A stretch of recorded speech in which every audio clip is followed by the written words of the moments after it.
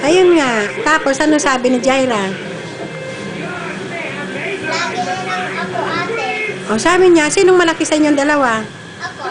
Ako po, Mita. Hindi ka? Kasi tawag niya sa akin, ate. Ate, sabi niya. Tapos, kinansi ko yung toy na. Ganun o. Tapos sabi ni Tito Silent 5, nagalit si Tito Silent. Tapos sabi niya, 5, iligpit mo yan. Ayaw ko. Ayaw nang ipaligpit sa akin. Ikaw din, ang pangit na ni Nori, oh. Mukha na siyang bruha, sabi ni mami mo. Hindi kaya. Nagaganda ko na siya. Paano gumanda? Sige nga, tingnan ko. Pakita mo nga.